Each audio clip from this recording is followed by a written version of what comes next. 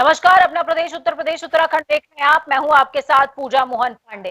आज सुबह जब शुरुआत हुई तो जो शुरुआत थी वो अप्रत्याशित थी, लेकिन उसके बाद जिस तरीके से तोपों का क्रम रहा है वो अपने आप में कहीं ना कहीं उम्मीद भी की जा रही थी, क्योंकि इस बार बीजेपी का टारगेट पूर्वांचल और बुंदेलखंड दोनों है और बीजेपी चाहती है अब की बार बुंदेलखंड पार।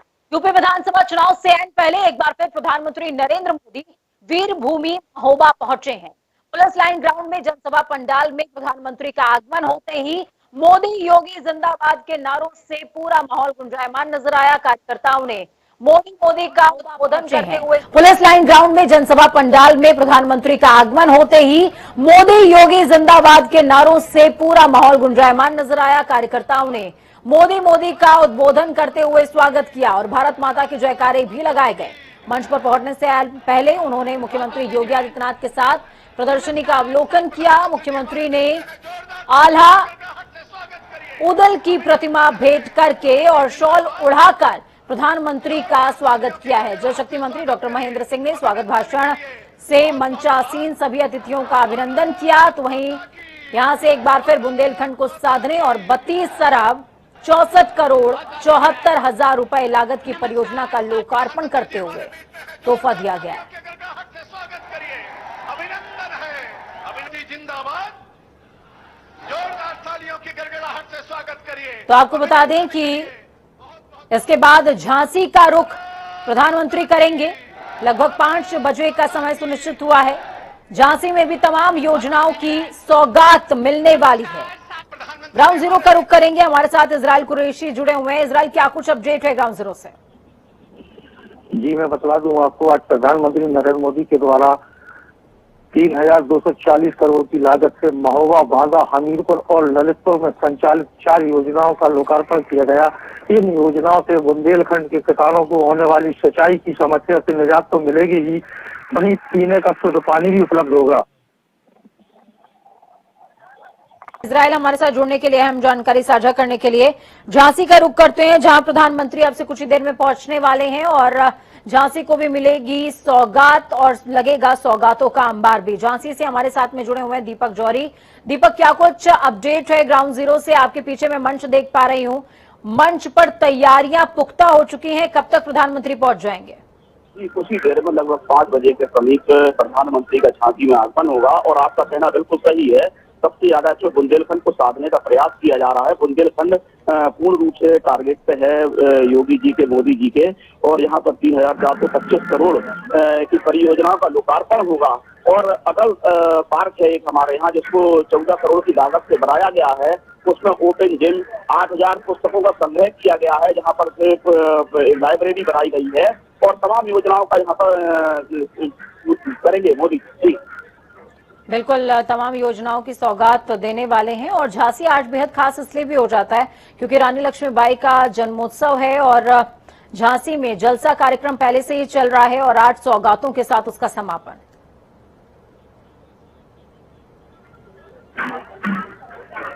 दीपक जी, झांसी में 3 दिवसीय जलसा कार्यक्रम चल रहा है। इसका रक्षा मंत्री राजनाथ सिंह जी ने इसका जलसा कार्यक्रम का उद्घाटन किया था। झांसी के लोग झांसी के रानी के जन्मदिन दिवस को एक जलसा कार्यक्रम के रूप में मना रहे हैं, जिसमें तमाम सांस्कृतिक कार्यक्रम, रंगोली के कार्यक्रम, किस तरह के कार्यक्रम करे जाते हैं और 3 दिवसीय एक उत्सव के रूप में मनाया जाता है झांसी रानी का जन्मदिन। और इस बार ये अत्यधिक खास इसलिए हो गया है क्योंकि पहले प्रधानमंत्री होंगे जो झांसी आके झांसी रानी दुर्ग में प्रवेश करेंगे। इससे पहले कई प्रधानमंत्री आए, लेकिन वो कभी कोई झांसी दुर्ग में नहीं गया। जी ठीक है, बहुत शुक्रिया हमारे साथ जुड़ने के लिए दीपक, अहम जानकारी साझा करने के लिए। तो दीपक ने एक बहुत अहम जानकारी साझा करी है जिसमें उन्होंने बताया कि प्रधानमंत्री पहली बार झांसी दुर्ग में प्रवेश करने वाले हैं। इससे पहले कभी ऐसा नहीं हुआ कि कोई प्रधानमंत्री झांसी दुर्ग पहुंचा हो। केंद्रीय गृह मंत्री अमित शाह भी उत्तर प्रदेश के दौरे पर हैं। अमित शाह राजधानी लखनऊ के गोमती नगर विस्तार स्थित प्रदेश पुलिस के मुख्यालय में आयोजित पुलिस महानिदेशकों की 65वीं ऑल इंडिया कॉन्फ्रेंस का उद्घाटन करते नजर आए। ये कॉन्फ्रेंस 3 दिनों तक चलेगी। 20 और 21 नवंबर को प्रधानमंत्री नरेंद्र मोदी भी इस कॉन्फ्रेंस में शामिल होने वाले हैं। कॉन्फ्रेंस में आंतरिक सुरक्षा और आतंकवाद समेत विभिन्न मुद्दों पर मंथन होने वाला है। इस कॉन्फ्रेंस में यूपी के DGP Mukul Goyal, ADG law and order Prashant Kumar, तमाम आईजी और अन्य अधिकारी कॉन्फ्रेंस में मौजूद रहने वाले हैं। देश के सभी राज्यों के डीजी और आईजी भी इस कॉन्फ्रेंस में शामिल होने के लिए पहुंचे हैं। चलिए ग्राउंड जीरो का रुख करते हैं। तौकीर किदवई हमारे साथ फोन लाइन पर जुड़ चुके हैं। तौकीर, क्या कुछ अपडेट है? अमित शाह पहुंचे हुए हैं और अमित शाह इस बैठक का हिस्सा भी बनेंगे और ये भी कहा जा रहा है कि प्रधानमंत्री भी आगामी सत्रों में शामिल हो सकते हैं। देखिए, पुलिस मुख्यालय पे ये मीटिंग चल रही है जहां पर अमित शाह पहुंचे हुए हैं। करीब 2:30 बजे वो उनका जो फ्लाइट है वो लैंड की थी लखनऊ में। उसके बाद वो वहां से सीधा सिग्नेचर बिल्डिंग पहुंचे थे जहां पर सभी प्रदेशों के डीजीपी और आईजी मौजूद थे। काफी सुरक्षा व्यवस्था के चार चौबंद इंतजाम किए गए हैं। जितने भी बैरिकेड्स हैं वहां पर सीआरपीएफ का पहरा है।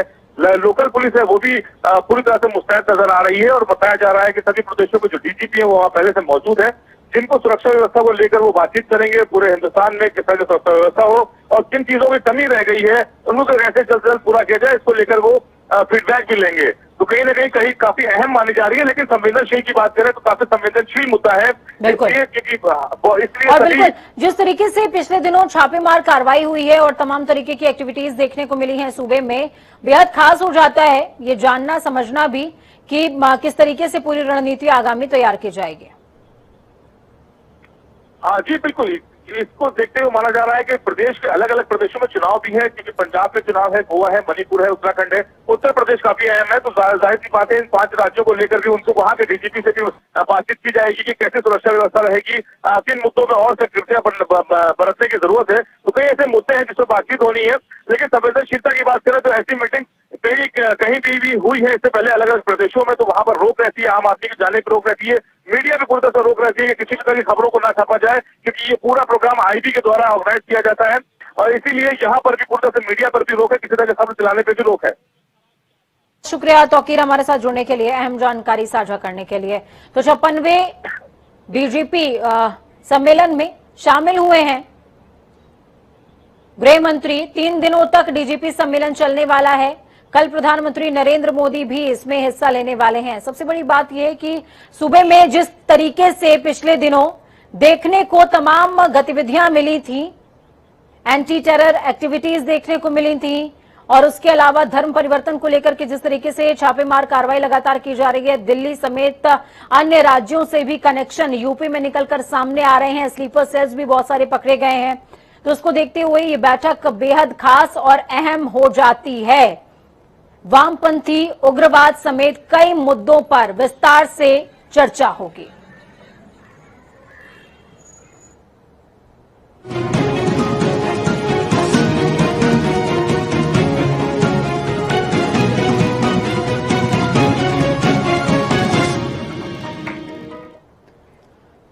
तो लड़ाई जारी थी और इस लड़ाई के बाद लड़ाई को अंजाम मिलता नजर भी आ रहा है। सरकार झुकी है, कृषि कानून वापस होने की बात भी शुरू हो चुकी है। देश के 5 राज्यों के विधानसभा चुनाव से पहले प्रधानमंत्री नरेंद्र मोदी ने तीनों कृषि कानून वापस लेने का ऐलान कर दिया है और ये मास्टर स्ट्रोक से ज्यादा और कुछ भी नहीं कह सकते, या ये कह सकते हैं कि ये बहुत बड़ा मास्टर स्ट्रोक है।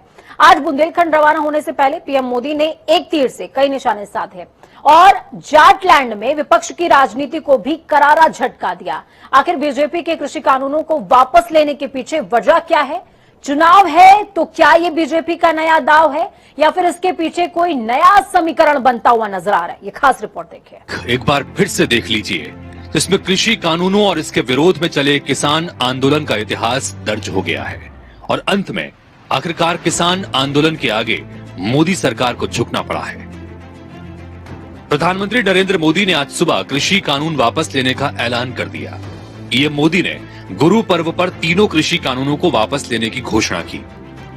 प्रधानमंत्री ने राष्ट्र को संबोधित करते हुए 1 साल से ज्यादा समय से कृषि कानूनों का विरोध कर रहे किसानों से आंदोलन को खत्म करने की अपील की और साथ ही कहा कि इसी महीने संसद के शीतकालीन सत्र में तीनों कृषि कानून को वापस लेने की प्रक्रिया पूरी कर ली जाएगी।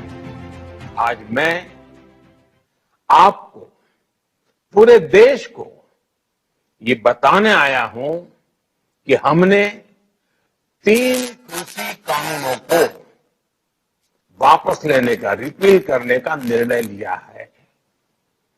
इस महीने के अंत में शुरू होने जा रहे संसद सत्र में, इसी महीने में, हम तीनों कृषि कानूनों को रिपील करने की संवैधानिक प्रक्रिया को पूरा कर देंगे।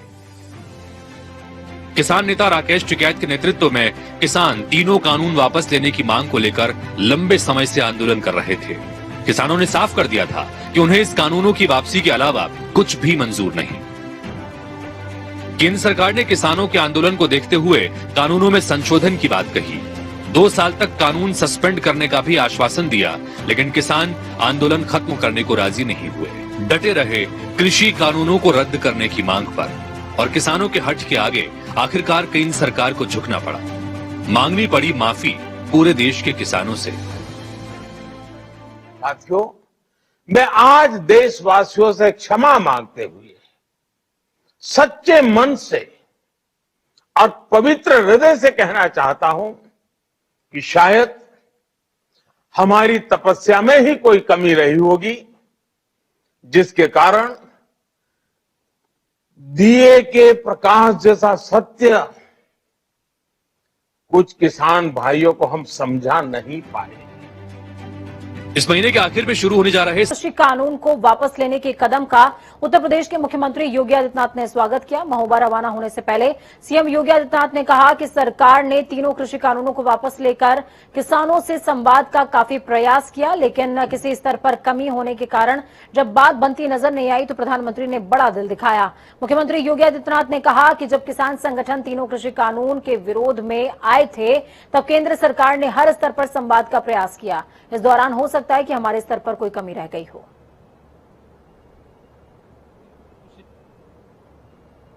आज गुरु पर्व पर प्रधानमंत्री जी ने लोकतंत्र में संवाद की इस भाषा का इस्तेमाल करते हुए तीनों कृषि कानून को वापस लेकर के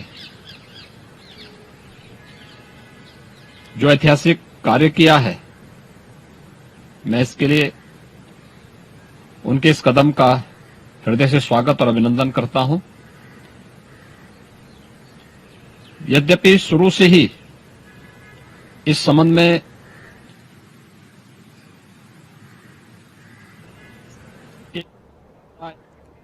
चलिए खबरों में आगे बढ़ते हुए रुख देवभूमि का हुआ। उत्तराखंड विधानसभा का शीतकालीन सत्र गैरसैंण में 7 और 8 दिसंबर को आयोजित होगा। उत्तराखंड विधानसभा अध्यक्ष प्रेमचंद अग्रवाल ने इस बात की जानकारी देते हुए बताया कि दिसंबर महीने में 2 दिवसीय सत्र आहूत किया जा रहा है, जिसको लेकर भराड़ीसैंण विधानसभा परिसर में सभी आवश्यक व्यवस्थाओं की तैयारी की जा रही है। आपको बता दें कि पहले सरकार ने सत्र के लिए 28 और 29 नवंबर की तिथि को तय किया था, लेकिन तैयारी पूरी न होने के चलते सत्र को पीछे करना पड़ा था।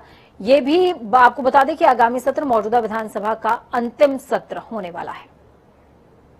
सरकार की तरफ से जानकारी मिली है कि 7 और 8 दिसंबर को भराड़ीसैंण गैरसैंण में विधानसभा का सत्र होगा।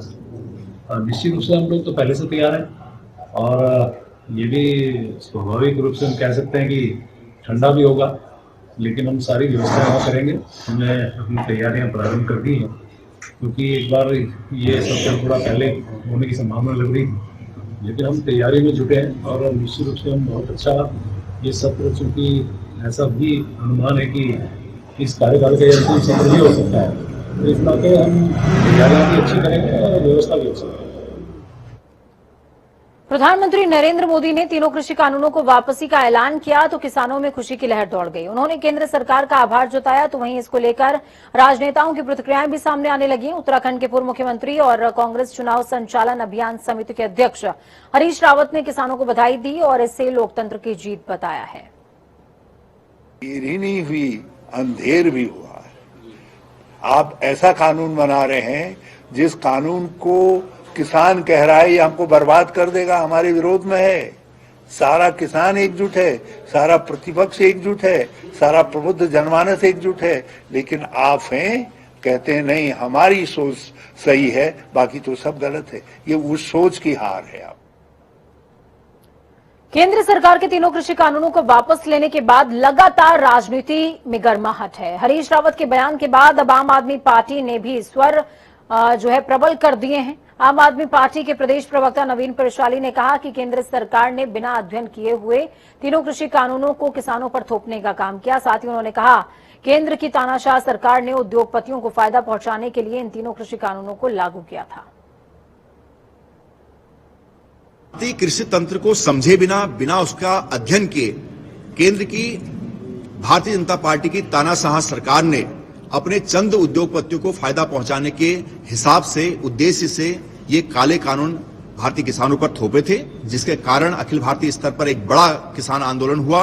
आम आदमी पार्टी ने लगातार इस पर आवाज उठाई।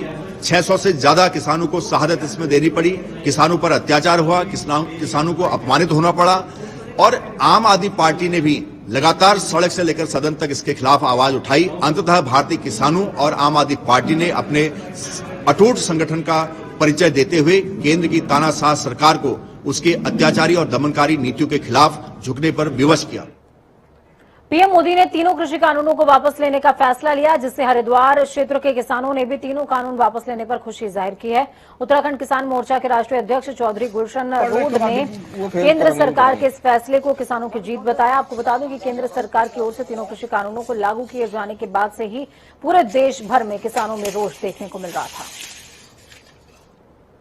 आज देश में प्रधानमंत्री ने जो तीनों कृषि जो काले कानून थे जो वापस लिए हैं, ये पूरे देश के किसानों की बहुत बड़ी जीत है और देश के इतिहास में ये मील का पत्थर साबित हो गया, क्योंकि किसानों का इतना बड़ा संघर्ष, 1 साल का संघर्ष हुआ है जिसमें 550 के आसपास किसान शहीद हो गए और ये जीत जो है किसानों की बहुत बड़ी जीत है और आने वाले समय में कोई भी सरकार किसानों की अवहेलना नहीं कर पाएगी। देश में आगे जो भी नीति बनेगी वो किसान के हित में बनेगी। ये किसानों को जो है 1 साल 2 साल तक परेशान किया गया, ये बहुत गलत बात है। पहले ही ले लेना चाहिए था कृषि कानून जो है वापसी। अब परेशान कर अब इलेक्शन के टाइम पे आके इन्होंने कृषि कानून। स्वर्गीय इंदिरा गांधी की जयंती के मौके पर कांग्रेस ने देहरादून में प्रभात फेरी निकाली। इस दौरान कांग्रेस प्रदेश प्रभारी देवेंद्र यादव, प्रदेश अध्यक्ष गणेश गोंदियाल, पूर्व मुख्यमंत्री हरीश रावत और नेता प्रतिपक्ष प्रीतम सिंह मौजूद रहे। इस दौरान कांग्रेस ने राजपुर रोड कांग्रेस भवन से घंटा घर तक प्रभात फेरी निकालकर इंदिरा गांधी की जयंती पर कई प्रण भी लिए हैं। पूर्व मुख्यमंत्री हरीश रावत ने कहा, स्वर्गीय इंदिरा गांधी का देश के लिए बड़ा योगदान रहा है। वक्त यहाँ पर छोटे से ब्रेक का है। ब्रेक के उस पार खबरों का सफर लगातार जारी रहेगा। बने रहिए जनता टीवी के साथ, क्योंकि हमें आपकी ताकत, अपना और अपनों का बहुत ज्यादा ख्याल रखें। नमस्कार।